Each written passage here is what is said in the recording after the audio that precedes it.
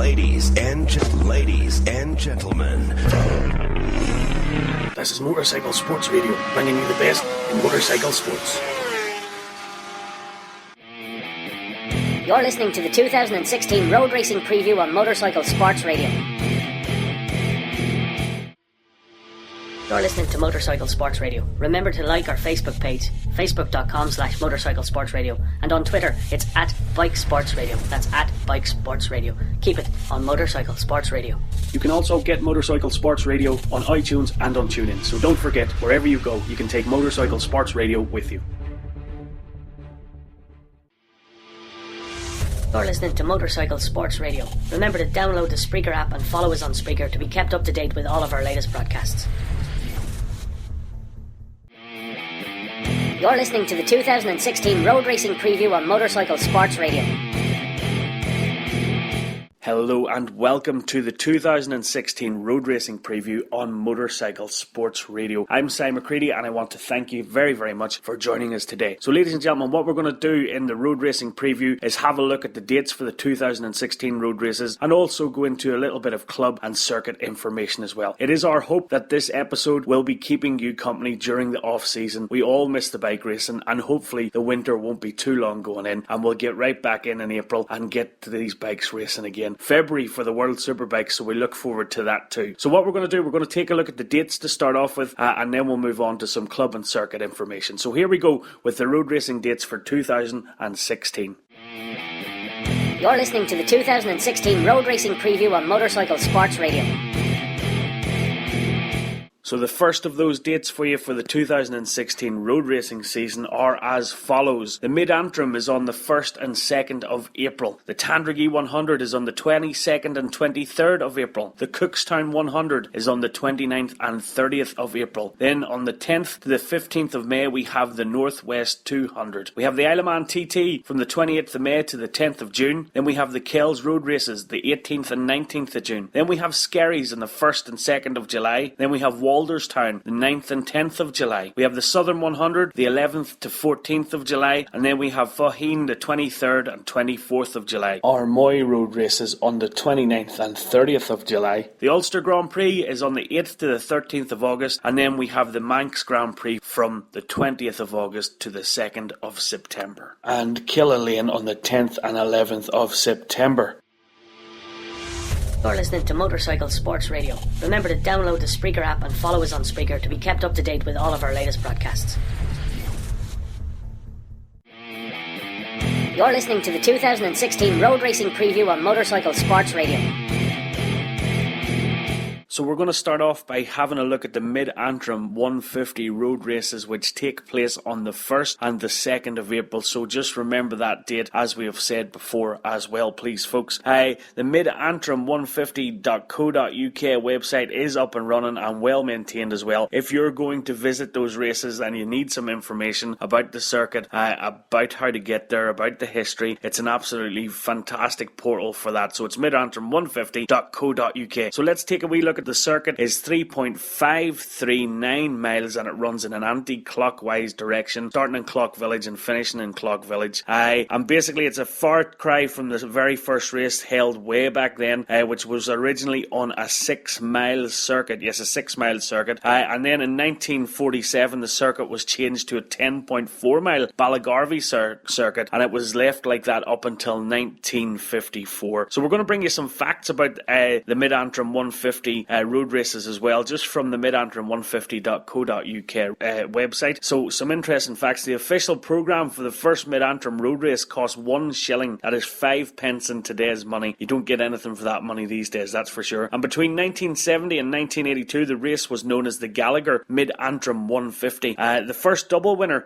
at the Mid-Antrim was Bushmills rider Dick Creeth, winning both the 350cc and 500cc classes in 1965. The first ever lady competitor competitor at the Mid-Antrim was Andrea Williams, competing in the 350cc race in 1972. And Bran Reid scored 4 consecutive doubles at the Mid-Antrim between 1982 and 1985. Philip McCallan, yes, we all know him, scored the first ever treble at the Mid-Antrim in 1988, winning the 125cc junior and senior races. And then Ryan Farquhar won 5 races at the 2012 Mid-Antrim 150 road races, a record for the event. And the first race on the present circuit was held in 1989, and that was of course Jack Agnew's first year as clerk of the course. So it is fantastic that the road racing season isn't too far away. Now I know if you sit and think about it and you look at the calendar and you start ticking off days, you could get a wee bit depressed. You might need to get the hankies out and dry your eyes a wee bit, but hopefully with us doing this wee road racing preview on Motorcycle Sports Radio, we will be able to keep you company through the off season. So that's a look at the Mid-Antrim 150. Remember, it's the midantrim150.co.uk for their website for further information, and we'll be back with you in a wee moment.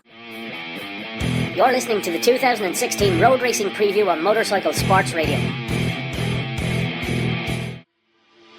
You're listening to Motorcycle Sports Radio. Remember to like our Facebook page, facebook.com/Motorcycle Sports Radio, and on Twitter, it's at Bike Sports Radio. That's at Bike Sports Radio. Keep it on Motorcycle Sports Radio.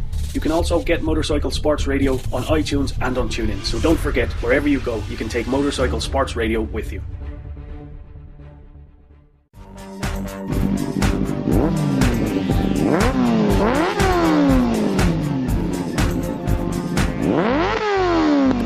This is Motorcycle Sports Radio, bringing you the best in motorcycle sports.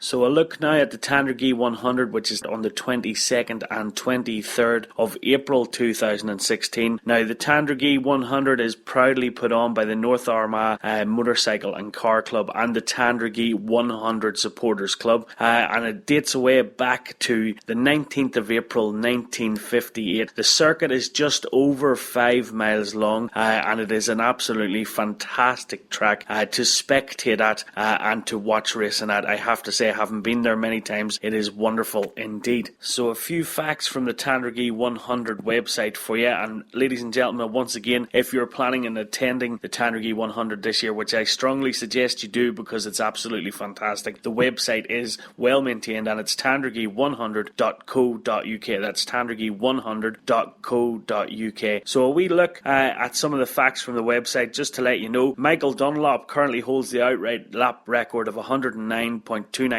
miles per hour on his Kawasaki Superbike in 2011, but his uncle Joey Dunlop still holds the most wins at Tandragee, which is a staggering 18 wins from 1971 to the year 2000. Fantastic record. Basically, the circuit as well has been called the Mini TT by top riders, and this is because of its mix of flat-out blasts and narrow technical bumpy sections such as Cooley Hill Road, and its fast sweeping bends and the 180 mile per hour Cabra Straight. It is a 5.3 mile course, and they basically say that it's a test of road racing unmatched by any other national courses. It offers riders the chance to really set up their bike for the bigger races, the Northwest 200 and the Isle of Man TT. So we look forward to the Tandragee 100 on the 22nd of 23rd of April 2016. It's been told to you many times now, so stick it in your diary, make sure you're off work, and I'll see you there. You're listening to Motorcycle Sports Radio. Remember to download the Spreaker app and follow us on Spreaker to be kept up to date with all of our latest broadcasts. So a look ahead now to the Cookstown 100, which is taking place on the 29th and 30th of April 2016. And it is ran by the Cookstown and District Motorcycle Club, and it is a 2.1 mile circuit. So the Cookstown 100 website is cookstown100.com. That is cookstown100.com. Now, as we know, it's a 2.1 mile circuit, the Radar circuit. It is an absolutely fantastic meet. Very, very friendly, very, very laid back as well. Of course, the riders are all there to win, but for me, definitely one of the friendliest meets of the years. The atmosphere is great, the hospitality is absolutely great as well, and there's a lot of history to the Cookstown 100. Basically, the 90th anniversary was in 2012, so there's a rich history there, and basically it is seen as another must-do race for all the top riders who are looking forward to the Northwest and the TT, the international race meets of the year. So remember, if you're going to be attending the Cookstown 100, it is www.cookstown100.co.uk. www.cookstown100.com. Now, what I can see from the website, it isn't that user-friendly on your tablet or smartphone device, but it definitely works a whole lot better on your laptop or your desktop PC. What I would suggest is that if you're planning on visiting or you need any information, the website is there, cookstown100.com. There's also links for accommodation and things like that, and there's also information about how you can get in touch with the Cookstown and District Motorcycle Club as well. So we look forward to, on the 29th and 30th of April 2016, the Cookstown 100, and I'll see you there too. You're listening to the 2016 Road Racing Preview on Motorcycle Sports Radio. You're listening to Motorcycle Sports Radio, because two wheels are far better. So we'll look now at the first international race of 2016, the big ones. Northwest 200 is on the 10th to the 15th of May 2016, so make sure you have a week off work for that one, ladies and gentlemen. Now, it first started way back in 1929 when it was originally ran by the Darien District Motor Club. Since 1964, the Coleraine District Motor Club has been running the event very successfully indeed. The track is 8.9 miles in length, and again, it is a must-do for all of the top road racers from around the world. If you're going to the Northwest 200 this year, make sure that you go and you pack your waterproofs as well, because the weather can be a little bit changeable up there. You can have snow and hail and blazing sunshine all in one day, so remember, you have been warned. So it'll be interesting to see as well what the wee wizard can do this year at the Northwest 200, but we will keep you up to date with all of the team news and rider news coming up to the race meets whenever they happen and whenever they're due to happen, including what machinery they're going to be running on. It is talked about at the moment that he will be running that RAF Reserves BMW on the roads as well, just as Simon Andrews did and Peter Hickman did too. So we look forward to seeing, obviously, Seeley having won so many races there, what he is going to do in 2016. It should be exciting, but of course we know that Glenn Irwin's going to be up there this year. Of course, so is Lee Johnston as well.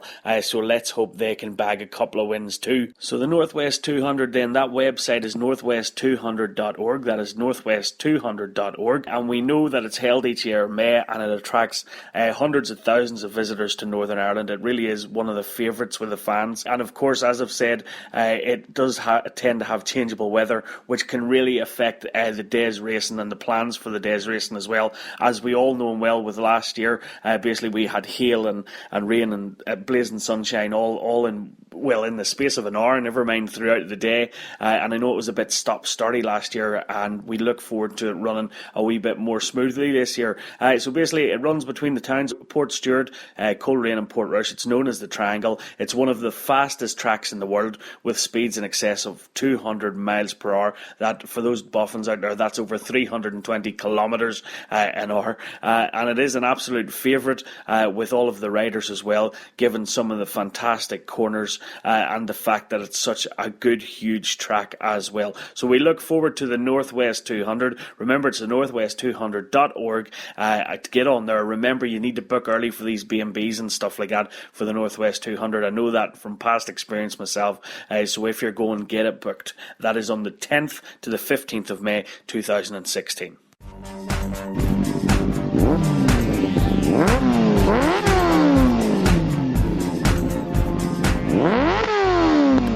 This is Motorcycle Sports Radio, bringing you the best in motorcycle sports. You're listening to Motorcycle Sports Radio. Remember to like our Facebook page, facebook.com/Motorcycle Sports Radio, and on Twitter, it's at Bike Sports Radio. That's at Bike Sports Radio. Keep it on Motorcycle Sports Radio. You can also get Motorcycle Sports Radio on iTunes and on TuneIn, so don't forget, wherever you go, you can take Motorcycle Sports Radio with you. You're listening to Motorcycle Sports Radio. Remember to download the Spreaker app and follow us on Spreaker to be kept up to date with all of our latest broadcasts. So then we have the big one, the Isle of Man TT, from the 28th of May to the 10th of June 2016. Who's going to the TT 2016? Unfortunately, I'm not going to get there this year, but I will hopefully be going in 2017. So as we know, the TT has a long and established history with motorcycle racing. The first TT motorbike races took place there in 1907, and the first race winner was a guy called Charles R. Collier. Now, as we know, Joey Dunlop, our legend, our hero, 26-time winner of the TT from 1977 to the year 2000. Of course, we know that McPint is hot on his heels, and he will keep on going. At the end of the day, John McGuinness is still there winning. It'll be great to see what he does at the 2016 meet. 37 miles of closed public roads, time trial which sees the riders race against the clock to beat each other, which makes it all the more interesting for us as well. Now, it is a global